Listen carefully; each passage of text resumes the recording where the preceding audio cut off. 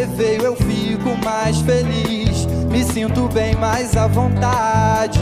Toda a alegria do que a gente diz nos tons da nossa amizade. E aonde quer que a gente vá, tão bom que esteja todo mundo junto pra cantar. Tão bom quando que a gente transforma esse lugar. Tão bom que esteja todo mundo junto pra cantar. Tão bom quando que a gente transforma esse lugar. É ou não é?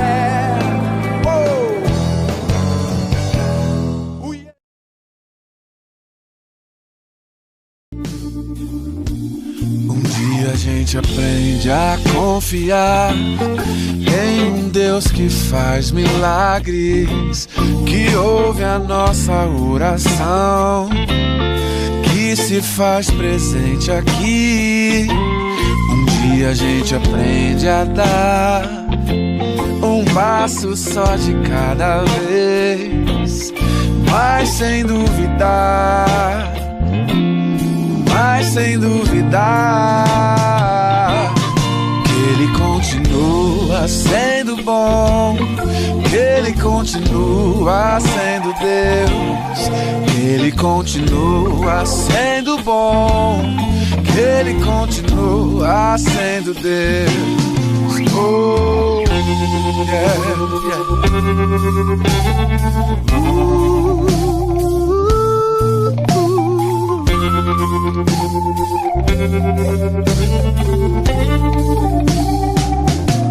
Então chega o dia de viver tudo que se aprender e a enxergar até o que não se pode ver. Chega o dia de entender, até ouvir o não de Deus, mas sem duvidar, oh, mas sem duvidar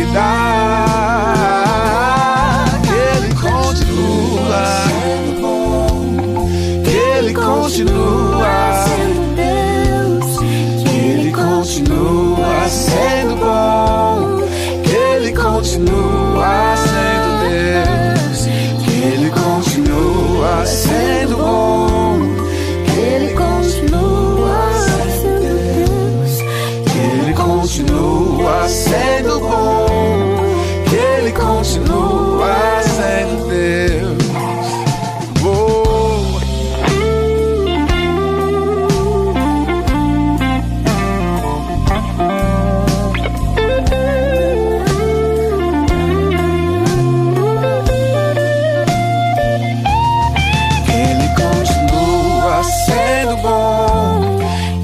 Continua sendo Deus, que Ele continua sendo bom, que Ele continua, que Ele continua sendo bom, que Ele continua sendo Deus, que Ele continua sendo bom, que Ele continua.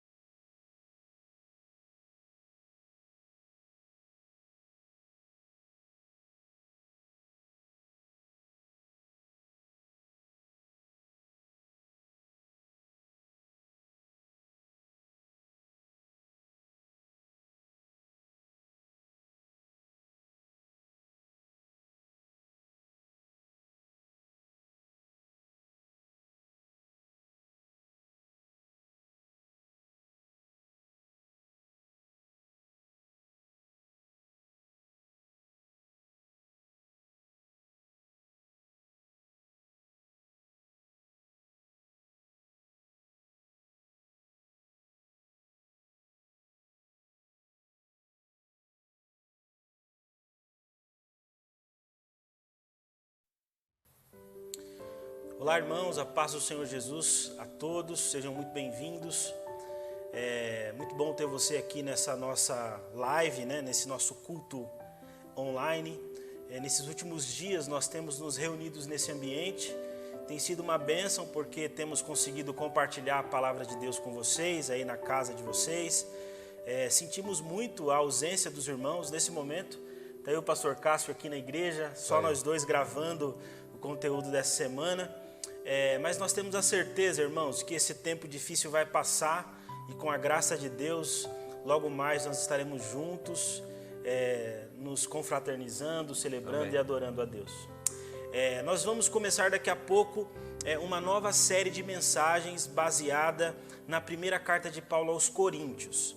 Se você que está nos assistindo é membro da nossa igreja em Santana, você sabe que nós estamos estudando essa primeira carta de Paulo aos Coríntios. Então hoje nós vamos iniciar uma terceira temporada. Se você está nos assistindo e gostaria de acompanhar as outras 2 temporadas, eu queria te convidar a acessar nosso canal no Spotify, IAP Santana. Lá você vai ter todas as mensagens anteriores desses nossos estudos na primeira carta de Paulo aos Coríntios, e você vai poder então compreender um pouquinho melhor do contexto daquilo que nos motivou a chegar até aqui. Legal. Hoje nós vamos estudar o capítulo de número 7, pastor Cássio. Isso aí, desafiador esse capítulo. E hoje nós estamos fazendo aqui de uma forma diferente, porque esse capítulo é um capítulo muito extenso, é um capítulo que tem questões importantes e talvez em uma única pregação nós não conseguíssemos desenvolver pelo menos as questões mais pontuais dele. Verdade. Então hoje nós mudamos um pouquinho o formato aqui. A gente vai tentar conversar com o pastor Cássio um pouquinho sobre esse capítulo, para a gente tentar aqui extrair o melhor, pelo menos as partes mais fundamentais desse texto, para todos nós, inclusive para você. Mas antes, queria orar, pedindo Amém. A bênção de Deus. Nós estamos aqui diante da palavra dele. Vamos orar pedindo a bênção do Senhor para que essa palavra ela seja iluminada ao nosso coração e que a gente possa aprender as verdades espirituais contidas nela. Então, eu queria te convidar, onde você está, a fechar os seus olhos comigo e a orar a Deus pedindo a bênção dele para esse tempo de meditação na palavra. Feche seus olhos e ore comigo. Senhor, nossa gratidão a Ti, porque mesmo em um tempo de crise como esse que nós estamos vivendo, o Senhor nos permite, com a Tua graça, ter um momento para reflexão na Tua palavra. Nós acreditamos que a Tua palavra é alimento para as nossas vidas. Por isso, Senhor, eu oro, pedindo ao Senhor que essa palavra que vai ser ministrada hoje, em que nós vamos conversar um pouco sobre as verdades desse texto, possa alcançar os nossos irmãos e alimentar a vida deles. Que em nome de Jesus, ó Pai, tudo que falarmos aqui gere edificação na Tua igreja e glorifique o Teu nome. Abençoe também aqueles amigos que estão nos ouvindo pela primeira vez, que eles também sejam impactados pela Tua palavra e edificados por ela. É a nossa oração em nome de Jesus e para a glória de Jesus. Amém. Amém. Amém. Irmãos, antes de começarmos aqui, o pastor Cássio vai dar para a gente aqui um panorama introdutório desse capítulo 7. Eu queria convidar você a compartilhar esse link, né? Nós começamos a nossa transmissão faz poucos minutos, então talvez algumas pessoas ainda estejam chegando na nossa transmissão. Então, se você puder, compartilhe esse link aí com seus amigos, no grupo de WhatsApp, chame o irmão da igreja que você está vendo que não está conectado aí, para que a gente possa então refletir juntos aqui nessa palavra. Cássio, vamos lá, meu irmão, que Deus nos abençoe Amém. Na reflexão desse texto. Então nós chegamos no capítulo 7 da primeira carta de Paulo aos Coríntios, e o tema da nossa série é bons conselhos. Então, teoricamente, a partir de agora, a gente está pressupondo que Paulo vai dar alguns conselhos espirituais para essa igreja aqui em Corinto. Então, seriam alguns bons conselhos que Paulo daria. Hoje, que é o tema do capítulo 7, que a gente escolheu, o primeiro conselho que Paulo vai dar aqui é permaneçam casados. Permaneçam casados. Conquanto o tema fale sobre casamento, mas Paulo tem palavra para todo mundo aqui, Sim, né? Verdade. O tema é sobre casamento, mas Paulo vai falar aos solteiros e vai tocar na questão do divórcio, enfim, vai tocar sobre uma série de assuntos importantes. Então, o que você poderia introduzir aos irmãos que estão nos assistindo acerca desse capítulo 7? Como que a gente consegue começar a compreender o capítulo 7 da primeira carta de Paulo aos Coríntios? Vamos lá então, Felipe, graça e paz, irmãos e irmãs, a todos vocês que nos assistem, né? Olha só, para entender 1 Coríntios capítulo 7, nós precisamos ter duas coisas em mente aqui. Primeiro é que Paulo começa a responder uma série de questões que os cristãos de Corinto tinham feito a ele em uma carta anterior. Nós não temos essa carta, mas eles escreveram uma carta com uma série de dúvidas e questões. Entre essas dúvidas e questões, nós temos a que Paulo vai tratar aqui, que é uma questão relacionada à sexualidade e ao casamento. Então, é a primeira coisa que a gente precisa entender nesse sentido. Paulo vai tratar de solucionar essa dúvida que eles têm sobre a sexualidade e sobre o casamento. A segunda coisa que a gente precisa ter em mente na hora de ler o texto é por que eles estão com dúvidas relacionadas à sexualidade e ao casamento. E aí tem tudo a ver com o contexto sociocultural dos cristãos lá em Corinto. Porque, rapidamente para você entender, a cosmovisão greco-romana tinha uma ideia muito equivocada sobre o corpo, uma ideia que a gente chama de dualista. Entendia a matéria como sendo má, suja, pecaminosa, como algo... Não espiritual, né? Exatamente. Tipo, é como se você entendesse que o ser humano tem uma dimensão que é boa, espiritual, santa, que é a alma, e o corpo não. Né? Tipo, é dualista nesse sentido. Né? Então, por causa disso, você pode depreciar o corpo e, assim, valorizar demasiadamente as coisas que são espirituais. É uma visão dualista. Eu acho que esse é um ponto importante, né, dentro da compreensão. Esse pensamento, ele era um pensamento disseminado na cidade de Corinto. Na verdade, pelo fato dos coríntios valorizarem muito a filosofia, né? É verdade. Esse pensamento, de alguma forma, ele era predominantemente na cidade. E, obviamente, que isso impactava o pensamento de alguns irmãos da igreja, que a grande maioria tinha vindo desse ambiente pagão e agora se tornavam cristãos. Né? Então, é basicamente isso. Então, esse talvez seja um ponto-chave na compreensão desse capítulo. Eu acho que esse é o ponto mesmo. Eles se convertem, mas muitas ideias ainda permanecem na mente, na cosmovisão, na maneira como eles pensam e entendem as coisas. Né? Imagina, o Felipe falou da questão dos filósofos, né? Platão dizia que o corpo é a prisão da alma, ou é a sepultura da alma. Consegue entender aí esse dualismo? O corpo é ruim, a matéria ela é a prisão da alma. E aí a gente precisa se livrar das coisas desse corpo para que a alma seja elevada ao seu estágio pleno de santidade e perfeição. Isso é tão presente na igreja de Corinto que a gente vai ver Paulo em outro momento fazendo uma correção exatamente sobre isso, porque eles tinham a compreensão de que é impossível, era impossível Cristo realmente ser Deus, né? Como Deus pode encarnar num corpo que a matéria é má. Então eles tinham uma dificuldade também com a encarnação de Cristo. Né? Teve em algum momento da carta, Paulo questiona e orienta ele sobre isso. Então essa visão é uma visão que talvez percorre toda a carta.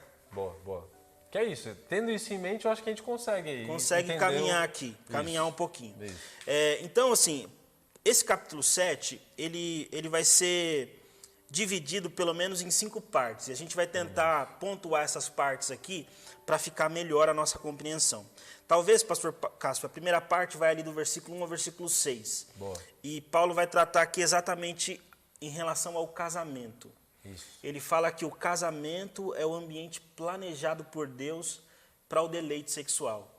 Porque ele vai tratar sobre isso, ele vai tratar sobre como nós nos comportamos em relação ao nosso corpo, com o nosso cônjuge. Então, assim, nessa primeira divisão, onde Paulo trata exatamente, pontualmente, do casamento como ambiente principal, né, preparado por Deus para esse deleite, como que a gente poderia interpretar e compreender aqui esses 6 primeiros versículos em que Paulo trata sobre isso? Tenta dar legal, Felipe. Explicação para o pessoal. Eu acho que o versículo 2 explica mais ou menos o que Paulo começa a argumentar aqui no capítulo 7. Né? Que ele diz assim, por causa da imoralidade, cada homem tem a sua mulher e cada mulher tem ao seu marido. A ideia mesmo é que ele está valorizando aqui o casamento, né? E também a relação sexual que se dá no ambiente matrimonial. Por que ele está fazendo isso? A gente já entendeu que é porque os coríntios eles simplesmente tinham uma ideia equivocada sobre o corpo, viam o corpo de maneira negativa e o homem como tendo uma alma que é positiva. Consequentemente, eles entendiam, se o corpo é mau, os prazeres do corpo também são errados. Então, a sexualidade, ela passa a ser entendida nesse contexto como algo negativo também, Felipe, entende? Então, o que os irmãos de Corinto, pelo menos uma ala, estava fazendo? Proibindo a relação sexual no casamento, porque eles entendiam o corpo de maneira errada. É como se fosse assim, eu sou casado e Sim. pagão. Isso. Me converti a Jesus Cristo. E aí eu quero ter uma vida próxima de Jesus. Isso. Quero ter uma vida conectada com Jesus. Sim. Como eles tinham essa percepção de que o corpo é ruim, que a Sim. matéria é ruim, então eles queriam anular essa relação conjugal, Sim. essa relação carnal entre um homem e uma mulher, porque eles queriam, de certa forma, se aproximar mais do Espírito. Sim. Então Paulo trata isso. Então Paulo está dizendo, não, Sim. o casamento é o ambiente propício para essa relação. Parece. É basicamente isso que ele está tentando conduzir os irmãos aqui. É uma defesa mesmo do casamento e da sexualidade. E talvez essa seja a importância aqui.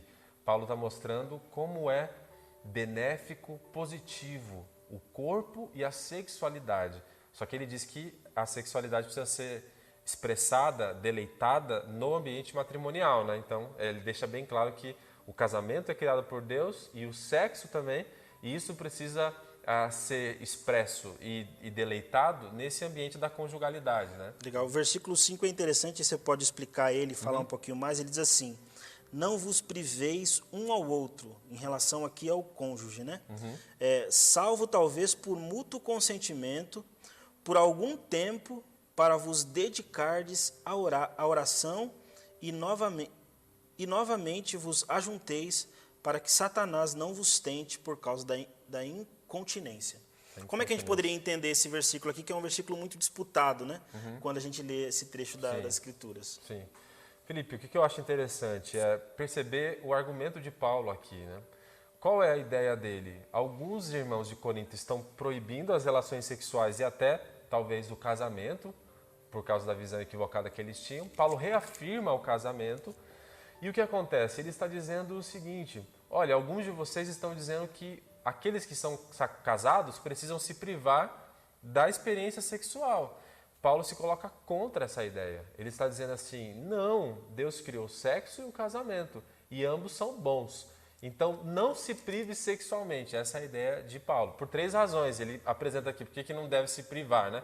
Ou, se acontecer isso, ele consente que haja períodos na vida em que um casal precise, de alguma maneira, interromper a sua atividade sexual. Aí Paulo diz, tudo bem, eu até posso consentir que haja momentos na vida em que haja a interrupção da prática sexual no casamento. Mas quando isso acontece, você precisa entender que precisa ser de maneira consensual, né? O versículo 5. Ou seja, o marido não pode dizer para a esposa assim, não, eu quero ser mais espiritual agora, então a gente não vai ter nenhum tipo de relação. Ou a esposa dizer para o esposo assim, não, eu estou me conectando com Deus. Sim. E aí eu não quero ter relação com você. Sim. O texto bíblico está dizendo que tem que ser consensual, os dois. Isso. Porque a ideia é, se um toma essa liberdade sem a decisão do outro, você está ferindo um direito que é mútuo. Tanto o homem tem o direito de se satisfazer sexualmente no casamento quanto a mulher. Sim. Então você priva o outro desse direito que Deus deu para o marido e a mulher. E é interessante aqui que Paulo ele fala esse conceito tanto para o homem quanto para a mulher. Né? De certa forma, isso aqui é uma quebra de paradigma, porque radical. Talvez nesse contexto o homem fosse quem tivesse autoridade sobre a mulher. O homem diria assim, não, realmente ela não teria o direito. Sim. Mas Paulo, de certa forma aqui, ele coloca tanto o homem quanto a mulher na mesma categoria. É isso mesmo. O homem não pode privar a mulher e a mulher não pode privar o homem. Sim. E é interessante isso. Então tem que ser mútuo consentimento. Aí você ia falar da segundo motivo. Que é justamente assim, é uma questão, eu vou deixar a terceira para a gente comentar um pouco mais, mas a segunda poderia ser que essa situação ela é extraordinária, ela não é a norma. A interrupção do deleite sexual, da atividade sexual, da prática sexual no casamento, não é algo normal para Paulo. O normal é que haja o deleite sempre, constante, da sexualidade no casamento. E aí ele diz, olha, pode ser que aconteça de maneira extraordinária, que é o versículo 6, né? Todavia, eu digo isso como concessão, ou seja, é uma concessão esses períodos de interrupção sexual. E aí sim, em terceiro lugar, é uma concessão por um momento, esse momento precisa ser consensual, a decisão precisa ser dos dois, né? E mais precisa ser curta. Curta. E aí eu queria que você pensasse, por que precisa ser curta? Por que Paulo está falando que esse período de interrupção no prazer sexual no casamento precisa ser curto, né? Por que Paulo fala isso, né? Paulo fala isso, talvez assim, ele deixa isso claro aqui, para que a gente não fosse tentado, né? E aí talvez o versículo 5 diz isso, né? E novamente vos ajunteis, porque aí o período é curto, para que Satanás não vos tente por causa da incontinência, né? Isso aí. Então Paulo vai tratar aqui que por que tem que ser curto? Porque para que a gente não fique tentado. Sim. Porque a gente tem um desejo, um apetite humano, carnal, isso, natural, que se ele não for saciado dentro do contexto bíblico, sim, do casamento, ele pode gerar na gente um certo desejo de realizá-lo fora desse contexto que a Bíblia apresenta. Então, sim, basicamente isso. Basicamente isso, exatamente. Eu acho que é um bom resumo. Paulo defende o casamento e a mutualidade do prazer sexual no casamento. É isso. Gente, como vocês podem ver, os assuntos eles são extremamente densos. E a gente está tentando aqui, com quanto esse tempo aqui a gente demorou um pouquinho mais, mas tentar sintetizar para vocês. Vamos aqui então, Pastor Cássio, para a segunda divisão que Paulo faz nesse texto, que a gente iria, teoricamente, do versículo 7 ao versículo 9. Então, até agora ele falou relacionado ao casamento, aos casais. Agora parece que Paulo dá uma palavra direcionada àqueles irmãos que são solteiros, né? E aí, às vezes, por serem solteiros, eles ficam constrangidos em relação à necessidade do casamento. Sim. Como é que Paulo trata isso dentro desses dois versículos, do 7 ao 9, desses 3 versículos, né? Sim. Como que ele trabalha essa decisão do cristão permanecer solteiro? É legítimo um cristão não se casar, permanecer solteiro? Como Paulo trabalha essa questão aqui nesse texto? Olha, nesses 3 versículos aqui, Felipe, e todos vocês que estão nos acompanhando, Paulo fala tanto do solteiro que não se casou, quanto daquele que é solteiro no sentido de ser viúvo também. Ele era casado, ou ela era casada e perdeu o cônjuge, né? Então, o versículo 8 fala sobre a viúva. Mas ele está falando, então, sobre quem não está casado, o solteiro, seja porque é viúva ou porque ainda não se casou. E ele diz que é legítimo ser solteiro. Ele diz é legítimo. Talvez ele esteja dizendo isso porque tinha uma outra ala na igreja, que era a ala dos judeus, que eles acreditavam que o casamento era uma bênção tão grande de Deus que todos deveriam se casar. E é possível que eles estivessem fazendo uma pressão social para que se casassem. Então, olha a confusão. Uns dizendo para não se casar porque o prazer sexual era errado, outros querendo obrigar os solteiros a se casar, os judeus. Então, Paulo diz, não, é legítimo permanecer solteiro, só que Paulo diz que é preciso receber uma capacitação de Deus para que os seus desejos estejam sob controle. Né? Ele diz isso no versículo de número 7. Eu queria que vocês fossem solteiros, como eu sou, o próprio Paulo é solteiro, e ele diz, olha, é legítimo ser solteiro, mas, diz ele no versículo 7, cada um tem o seu dom da parte de Deus. Então, Felipe, a ideia é de que você recebe uma capacitação por Deus para que seus desejos estejam sob controle, seu coração esteja em paz para viver como solteiro. Legal. Então, assim, gente, pelo que Paulo está dizendo aqui, pela explicação do pastor Cássio, é possível plenamente um cristão permanecer solteiro. Sim. Só que o apóstolo Paulo diz que isso é possível por meio de uma capacitação do Espírito Santo. Agora, o versículo 9, ele dá uma dica importante. Né? Verdade. E eu acho que é bom destacar aqui, eu queria ler com você esse versículo 9. O versículo 9 diz assim, caso, porém, não se dominem, que se casem, porque é melhor casar do que viver abrasado. Abrasado. Pastor Cássio, fala pra gente um pouquinho sobre isso. Paulo fala assim, é possível permanecer solteiro, sim, quando há uma manifestação do Espírito Santo, um dom de Deus para que você permaneça assim. Mas se você não tem esse dom, Paulo dá uma orientação importante aqui. Fala pra gente um pouquinho mais sobre ela. Por dom aqui, tente lembrar que a palavra grega carisma significa uma capacitação por Deus. Então Deus ajuda, capacita a pessoa a permanecer solteira nesse caso. Então ele está dizendo que tem gente que recebe essa capacitação e deve então assumir e viver como solteiro diante de Deus. Mas Paulo diz que tem gente que não recebe essa capacitação. E seus desejos não estão sob controle, seus anseios emocionais e sexuais. E aí Paulo fala, então, se for esse seu caso, se você não recebeu essa capacitação, esse dom, é o dom de Deus do celibato, né? Sim. O dom para permanecer solteiro. Se você não recebeu esse dom, ele diz se case, porque viver abrasado, a palavra significa queimar, literalmente, por isso que é abrasar, né? Está dizendo assim, é melhor você se casar do que viver queimando ou ardendo por um desejo que nunca vai ser satisfeito. Porque imagina que essa pessoa, ela tem o desejo e o anseio de se casar e também os anseios sexuais, e ela vai ficar ardendo e queimando por esses desejos que, se ela continuar solteira, ela nunca vai satisfazer, porque o lugar onde se satisfaz os desejos sexuais é no ambiente matrimonial, é no casamento. Então Paulo diz, se você não recebeu essa capacitação de Deus, ou você busque, né? Ou você busque de Deus essa capacitação, esse auxílio de Deus para você continuar solteiro, solteira, ou então, se você entende que tem que se casar, se case, para não ficar desejando algo que não vai ser satisfeito, né? Sim, então, assim, a nossa palavra aqui aos solteiros, né, aqueles que estão solteiros e vivem dessa maneira, assim, não precisam sofrer a pressão nem da igreja e principalmente da sociedade para que você se case. Peça a ajuda do Espírito Santo, a ajuda de Deus, para que você seja capacitado a viver a sua vida conforme a permissão de Deus.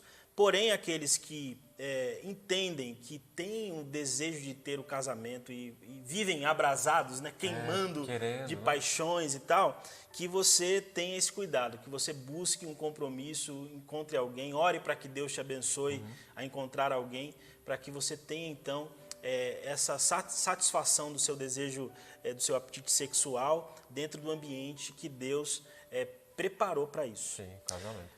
Vamos lá, então, vamos tentar caminhar um pouquinho mais aqui. A terceira parte desse capítulo, pastor Cássio, vai do versículo 10 ao versículo 16. São trechos grandes, né? Muitos ensinamentos.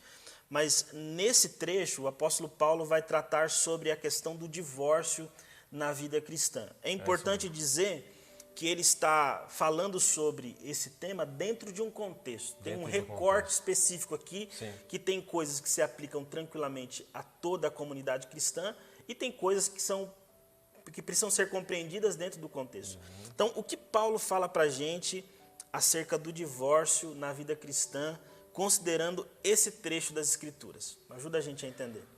Felipe, você que está acompanhando a gente, leia o texto, tá? Com cuidado, com calma.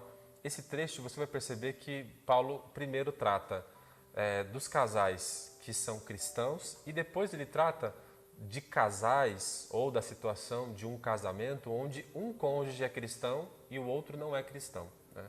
Então, ele começa a tratar sobre os casais cristãos. Aí ele diz assim, no versículo de número 10, no entanto, ordeno eu aos casados, então olha, é quem está casado, que a mulher não se separe do marido, se porém ela se separar, que não se case ou que se reconcilie com o marido, e que o marido não se divorcie da mulher. Então, Paulo cita aqui o próprio Senhor Jesus. Ele fala, olha, a ordem do Senhor Jesus, Mateus capítulo 19, depois, leia esse texto. A ordem do Senhor Jesus é o princípio ideal do casamento. Qual que é o princípio ideal do casamento? De que a relação matrimonial ela é indissolúvel. Então, alguém de Corinto, ou alguns de Corinto, deveriam estar perguntando sobre o divórcio. E aí Paulo diz, olha, para vocês que são casados, qual é o ideal do casamento? Ele é indissolúvel. Então, não se divorcie, que é o tema da nossa mensagem, aqui, da nossa reflexão. Permaneçam casados. Só um apontamento para você continuar.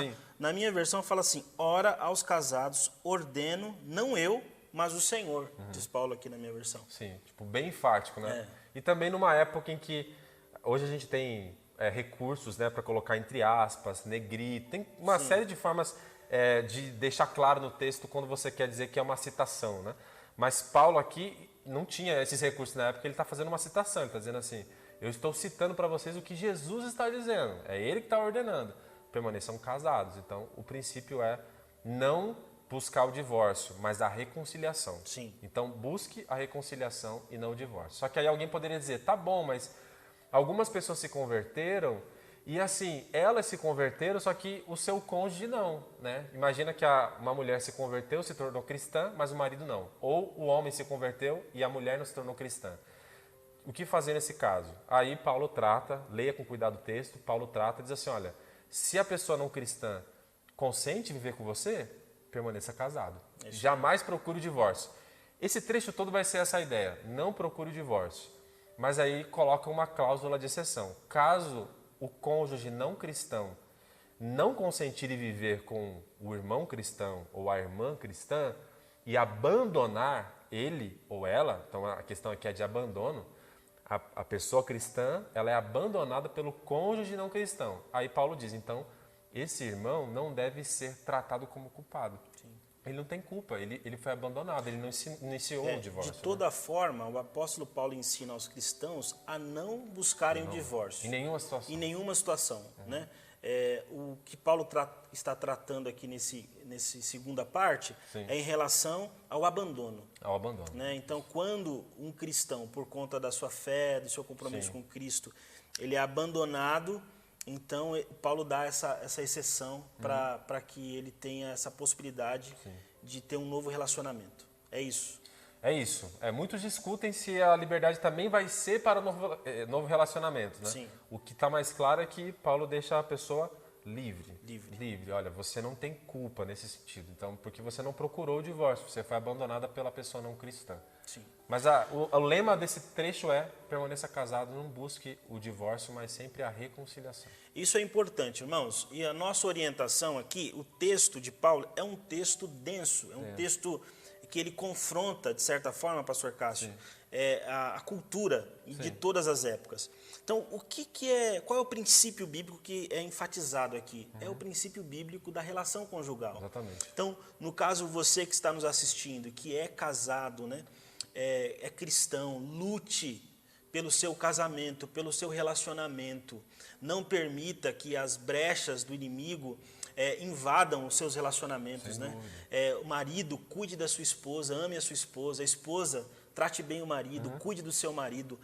Invista na sua relação conjugal, porque, segundo o apóstolo Paulo, esse é o princípio bíblico. Esse é o princípio. Se houver contratempos por conta da sua fé, da sua crença em Deus, a palavra de Deus ela vai te respaldar, ela vai te guardar. Sim. Mas o princípio bíblico estabelecido aqui é que o cônjuge, é que o marido, a mulher lute pelo relacionamento, pela vida familiar, porque essa é a vontade de Deus para a igreja, para todos nós. Né? Tem mais alguma aplicação sobre esse lance da questão do divórcio que seja interessante comentar? Eu acho que é essa, e pensando que como é pertinente por causa...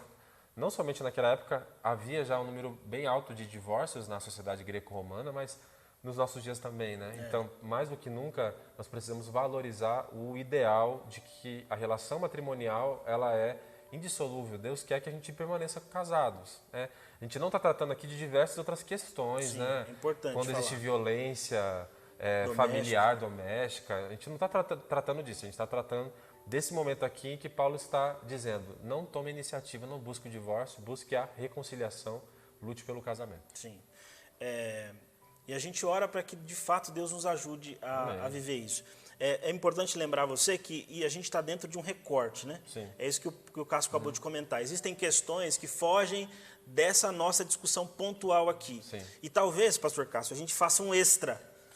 Para os associados, para os membros da igreja, a gente faça um vídeo extra falando mais profundamente sobre isso. E também para todos aqueles que se interessarem.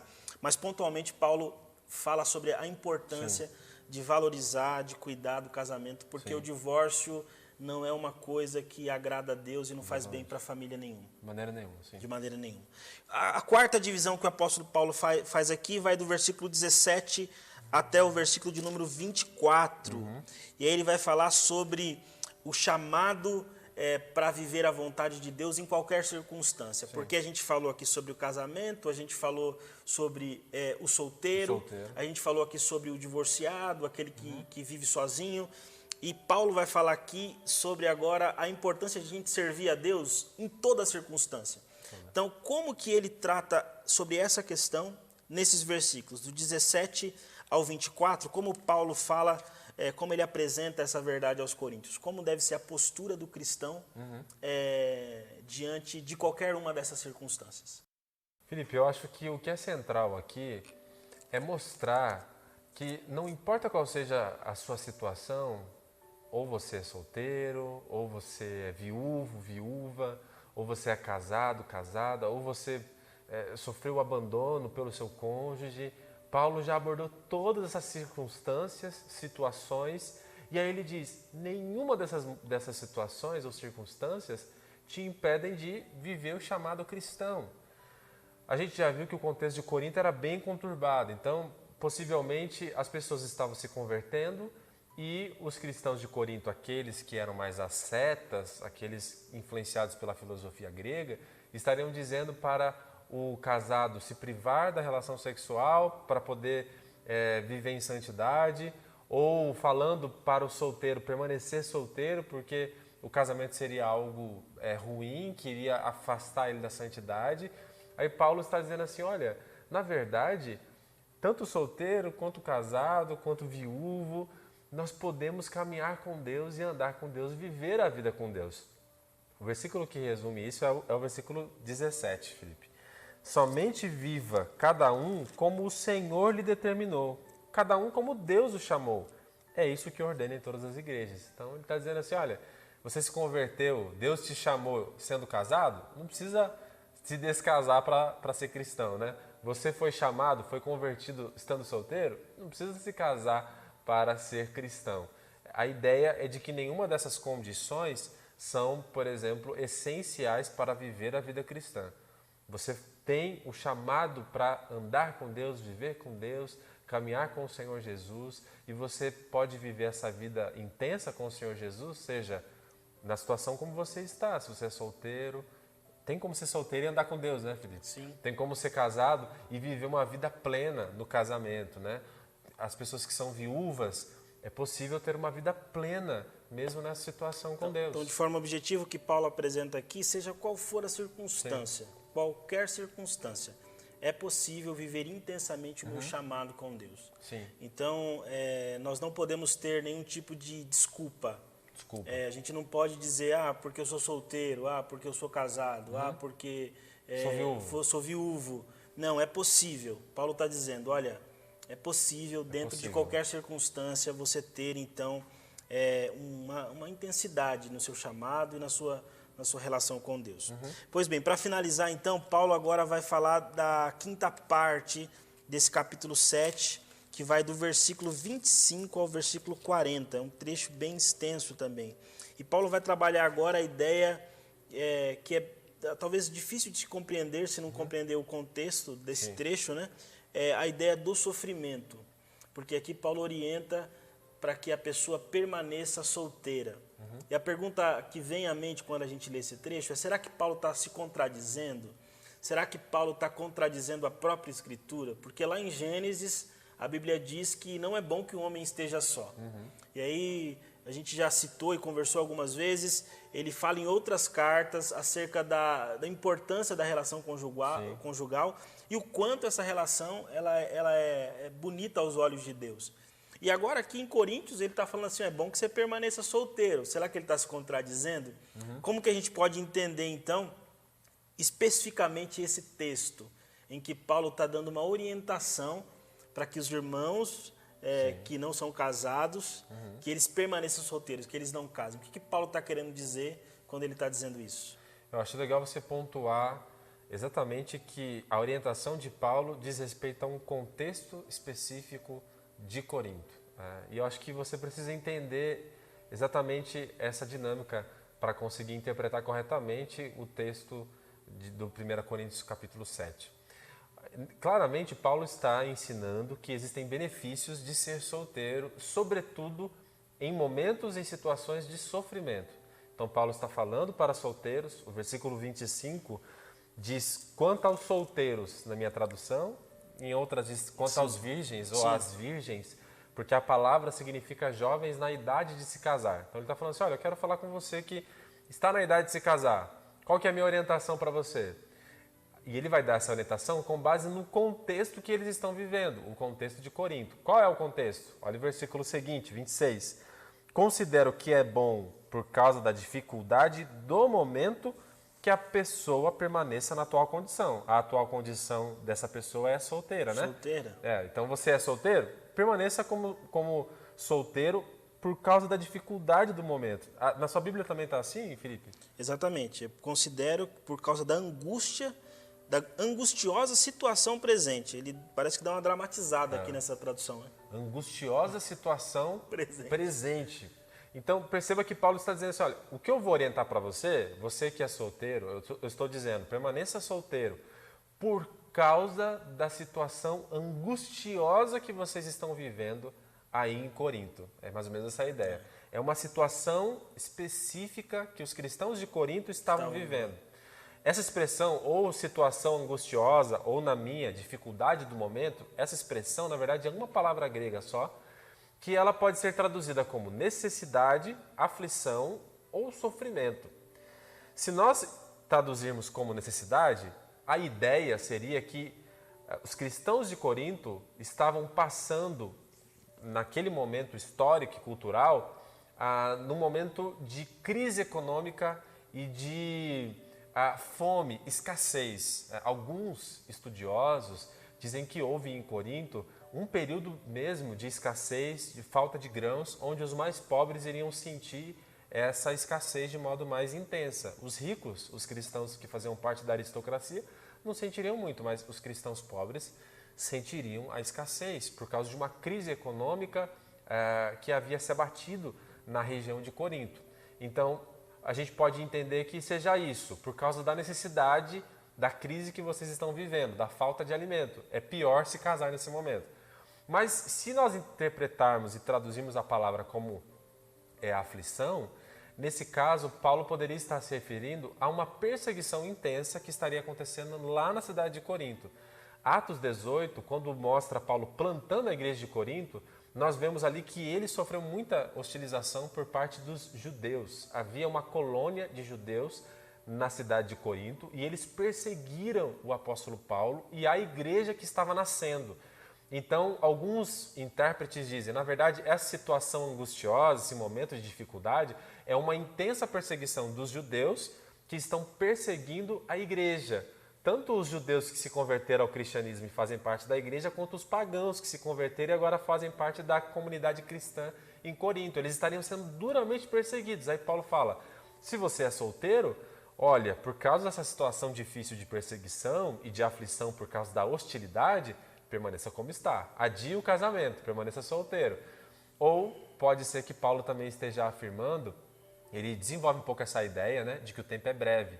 Pode ser que a crise econômica passe, pode ser que a perseguição cesse, mas a vida cristã ela vai se tornar cada vez mais difícil quanto mais próximo nós estivermos da vinda de Jesus. E aí Paulo vai dizer então que por causa da perseguição e da aflição da vida cristã, que vai se intensificando cada vez mais quanto nós chegamos perto da volta do Senhor Jesus, existem benefícios em se manter solteiro diante dessa situação. Então, em resumo, a situação calamitosa que Paulo está tratando aqui, quando ele recomenda que quem é solteiro permaneça como solteiro, pode ser escassez, perseguição ou as aflições da vida cristã que vão se intensificar. Ou, como diz o N.T. Wright, que é um grande estudioso, ele diz que seria o conjunto dessas três coisas. Está dizendo assim, olha, teve de fato uma grande fome, uma escassez, teve a perseguição e as aflições naturais da vida cristã que vão se intensificando quanto mais perto chegarmos da volta de Jesus. Então, diante disso tudo, quem é solteiro tem benefícios em permanecer solteiro. Então, a orientação de Paulo aqui nesse trecho não é um mandamento. Ele não está ordenando para que os solteiros permaneçam solteiros e não se casem mais. Isso. A orientação de Paulo tem a ver com o contexto da carta de Corinto, em relação à preocupação dele diante da perseguição, do sofrimento. Sim. E aqui ele diz claramente que, pelo fato de você ser solteiro, em um período de crise, de sofrimento, você tem alguns benefícios. Você pode, de alguma forma, ter menos sofrimento, se é possível dizer isso dentro do contexto. Mas, numa perseguição, se você tem esposa, filhos, o drama, a forma como você vai reagir à perseguição é muito diferente. Talvez se você estiver apenas sozinho, se for você para se organizar, enfim, fugir da perseguição ou do sofrimento. Então é isso que Paulo trata aqui. Legal. E talvez uma outra coisa, Cássio, que a gente aprende aqui, E eu acho que é importante destacar, né? De certa forma isso fica estampado nesse ensinamento de Paulo, que a vida de solteiro, ela permite com que a gente tenha alguns benefícios, né? E aí aos solteiros que estão nos ouvindo, fica aqui uma aplicação importante. Hoje você tem possibilidades de viver o chamado cristão com um pouco mais de intensidade por conta da quantidade de preocupações que você tem. Com quanto você tem a faculdade, com quanto você tem o seu trabalho, os seus desafios, certamente não é comparável a um homem ou uma mulher que já tem uma família, que tem filhos. As preocupações são outras. Então, a fase da vida, que é a fase solteiro, ela precisa ser bem aproveitada também para viver o chamado de Deus. Verdade. Porque é nessa fase da vida que a gente consegue desenvolver muito a nossa relação com Deus, falar do Evangelho, viver o Evangelho, e de toda forma isso glorifica a Deus. Talvez Paulo esteja dizendo isso também nas sobrelinhas, porque nesse contexto de sofrimento, aqueles que são casados, que têm família, sofrem muito mais, padecem muito mais dificuldade. Pastor Cássio, para a gente concluir aqui, nós falamos então dessas 5 partes que esse capítulo 7 são divididos, né? Que ele é dividido. O que você poderia dizer aqui para a gente concluir, para amarrar as pontas aqui dessas questões que a gente trabalhou aqui nesse capítulo de número 7? Como que a gente pode fechar esses ensinamentos de Paulo, resumir isso que Paulo está falando, para a gente caminhar para o próximo capítulo dessa carta? Legal, Felipe. Olha, 4 lições práticas e também 4 lições que precisam ficar no nosso coração depois de tudo isso aqui. Primeiro, é que nós precisamos ter uma ideia bíblica e cristã sobre o corpo, o sexo e o casamento. Paulo teve que trabalhar muito em toda essa argumentação para mostrar que o sexo é bom, porque Deus criou o sexo, o corpo é bom, Deus criou o corpo. Nada dessa visão dualista aí, helênica e grega. Deus criou o corpo, ele é bom. E o sexo também. E a dimensão da sexualidade, ou a sexualidade humana, deve ser desfrutada por todos nós dentro do contexto do casamento. Então, Paulo reafirmou aqui o casamento, o matrimônio, como o ambiente onde nós nos deleitamos sexualmente. Ele defendeu, inclusive, a reciprocidade, a mutualidade da satisfação sexual. O esposo pensar na satisfação sexual da esposa, a esposa pensar na satisfação sexual do esposo. Então, essa mutualidade, direitos iguais, né, de satisfação e deleite sexual na vida cristã, dentro do casamento, dentro da relação conjugal. Então, guarde isso, tá? O casamento e a dimensão da sexualidade na nossa relação conjugal é uma bênção e nós precisamos desfrutar, é um presente de Deus para nós. Amém. A segunda lição que a gente poderia tirar daqui, de todo esse capítulo, é a seguinte, que é legítimo ser solteiro. O próprio Paulo era solteiro e a experiência dele é que ele se dedicava intensamente ao ministério cristão e tinha benefícios em ser solteiro. Só que ele coloca uma cláusula, por assim dizer, para ser solteiro. Ele diz que é preciso ter uma capacitação da parte de Deus. Ele chama de dom, carisma, o dom do celibato, o dom de permanecer solteiro com os anseios e o coração em paz. Então, é legítimo ser solteiro, se dedicar ainda mais intensamente à obra cristã, ao ministério cristão, e aí não, de uma certa forma, ficar à mercê das pressões, né? Sim. Às vezes o solteiro sofre muito pressões na igreja e fora da igreja para se casar. Então, fique em paz, ser solteiro é legítimo. Terceira lição, a valorização do casamento. Permaneçam casados é o título aqui dessa conversa, com base em 1 Coríntios capítulo 7. Paulo falou para que não haja a procura pelo divórcio. Paulo encoraja a reconciliação para que você lute pelo seu casamento, lute pela sua relação conjugal, porque você vai poder influenciar positivamente o seu cônjuge, os seus filhos, a sua família. A família é uma bênção, o casamento é uma bênção, então não procure o divórcio. Busque a reconciliação, lute pelo casamento, Deus vai abençoar, né? E a quarta lição é a seguinte, Paulo tratou disso. Seja casado, seja solteiro, se você teve uma experiência negativa, sofreu o divórcio, ou então se você é viúvo ou viúva, a ideia de Paulo é que em qualquer circunstância nós devemos viver o chamado cristão, a vocação cristã de andar com Deus e de caminhar com Deus. Então, como o pastor Felipe disse, não tem desculpa. O viúvo, andar com Deus, caminhar com Deus em santidade. os casais, andar com Deus em santidade. Os solteiros, andar em santidade com Deus, né? Viver com Deus em qualquer circunstância. Esse é o nosso desafio. É isso aí. Irmãos, esse é um capítulo extremamente tenso, é um capítulo longo, denso, né, pastor Muito Cássio? denso. É muito conteúdo para a gente conseguir em 40 minutos aqui falar sobre todos, mas nós oramos para que essas verdades fiquem gravadas no coração de vocês. Talvez, quem sabe, a gente consiga fazer um extra depois, a gente vai pensar aqui. Disponibilizar um conteúdo para vocês lerem. Porque assim, não é fácil produzir tudo isso, a gente está aqui tendo que se readaptar, né, pastor Cássio? Mas a gente crê que Deus está conduzindo esse tempo conosco também. Meus irmãos, para a gente concluir, eu queria orar com você e pedir a sua atenção para esse momento, porque nós vamos orar em favor das ofertas, pastor Sim. Cássio. Nós não estamos nos reunindo presencialmente, mas a nossa estrutura, a nossa igreja, a nossa comunidade, ela continua em funcionamento, né?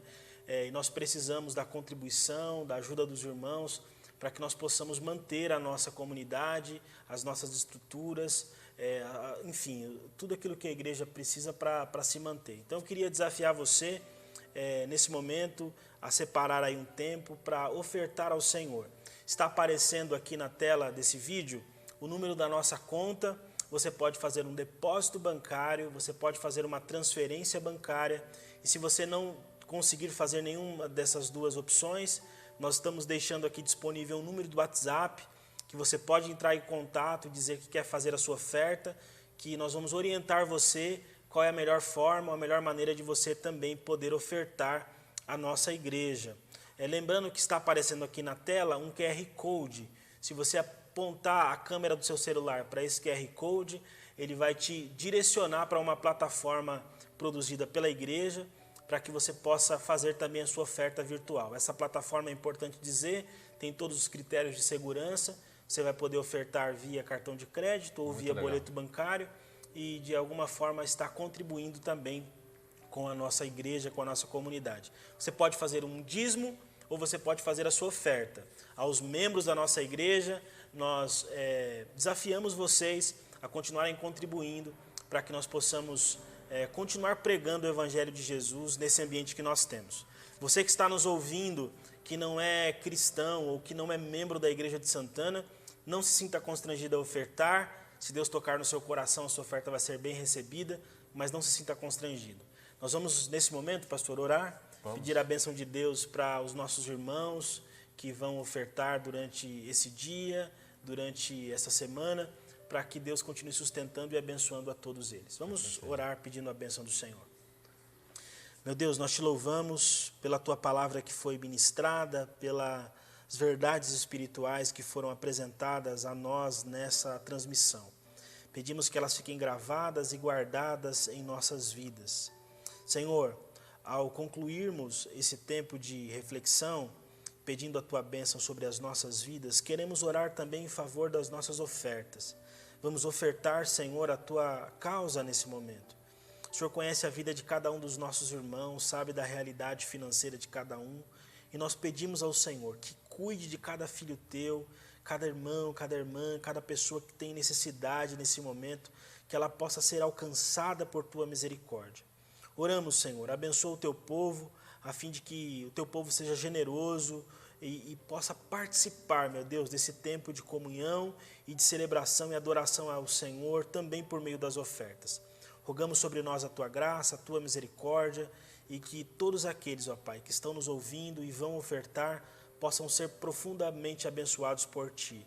Mas abençoa também, Senhor, aqueles que não podem ofertar. A nossa oração é que todos sejam cuidados, guardados e abençoados por ti.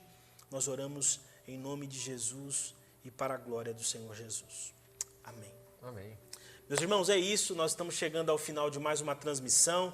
Pedimos a você que compartilhe o link dessa transmissão com seus amigos, com as pessoas que você conhece, a fim de que elas também possam ser edificadas pela palavra de Deus. Peço a vocês, aos irmãos e membros da Igreja de Santana, que continuem firmes, mesmo diante desse tempo de ausência presencial. Nós cremos que Deus está conosco. Recebam o nosso caloroso abraço virtual. que vocês possam ter aí um sábado abençoado e que possam desfrutar da graça e da misericórdia de Deus. O meu conselho é, em vez de você abraçar o irmão que está ao seu lado, como eu falo todo final de culto aqui na nossa igreja, quando estamos presencialmente, eu quero incentivar você a ligar para o irmão, a fazer uma chamada de vídeo com esse irmão e a ter um ponto de contato e conexão com ele, para que todos nós possamos permanecer juntos e conectados. Nosso abraço a todos, fiquem com Deus e até o próximo encontro. Forte abraço, graça e paz. Tchau, tchau.